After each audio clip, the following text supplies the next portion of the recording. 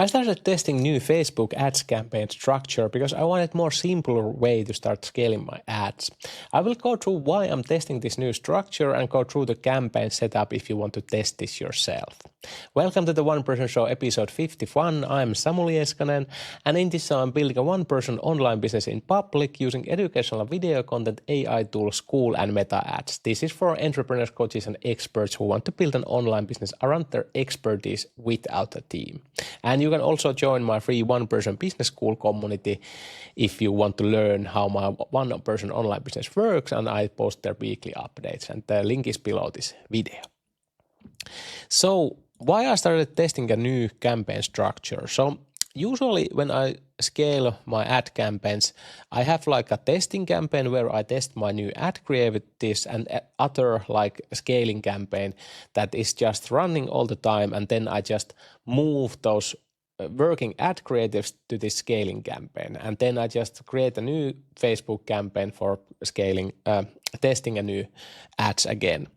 But currently I was running this campaign now for like a month because I have been just optimizing my offer first and things like that, and I haven't really needed to start scaling because everything isn't working on the offer side. But now I wanted to start scaling because it's kind of working now. And I wanted to test a new way that I have seen that many advertisers use, that I now like duplicated my main ad set in this sales campaign and added here like new creatives for testing. And how this difference from the normal ad set that I do is that I set here this ad set spending limit. So it's need to minimum spend 20% of this campaign budget daily, and also not spend too much. So I also set the maximum spend limit for 30% daily here. And this way it will allocate budget. So currently I have only like 65 euros budget, and that's not enough for this kind of, but I started just testing and see what will start to work. And now it started testing these new ads and already got one sale here. And the idea is just that when I found like new winning ad creative here, I just copy that ad into this main ad set here. And this way, this main ad set will start to get more and more ads and better ads, and hopefully start working better and better. And when I scale this campaign budget, it same time actually scales also my testing budget because it's set like a percentage, not like hard numbers. So that is now what I'm testing. And basically why I did this is that usually when I tested my ads in a new campaigns, those always start from fresh and that campaign don't have any data.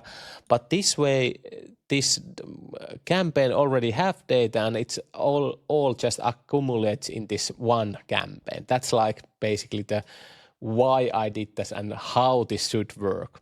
But also, as you can see here inside this testing ad set, already Facebook decided very fast that it will start to spend more on this ad. And I don't really trust this at all because, for example, in this my main ad set, in the start, it started to use same way on this ad. And I got this kind of results for this ad, and usually I don't turn off these ads, but because there has been so many changes in the Facebook algorithm, I just turn it off, and actually it find much better ad immediately, and this ad started working much better than this ad. And this is the reason why I need to test like some kind of separate sandbox these ads, because Facebook algorithm decides so fast what is like the best ad, and then it don't usually test those other ads that well. Of course, there could be a reason, for example, why, for example, in this case, Facebook decided that this ad is better. That can be a reason if I, for example, put $1,000 a day on this ad set. There could be a reason that it already knows that on those higher budgets, this ad will perform better. And that could be one of the reasons, but I don't, of course, know without testing, but still,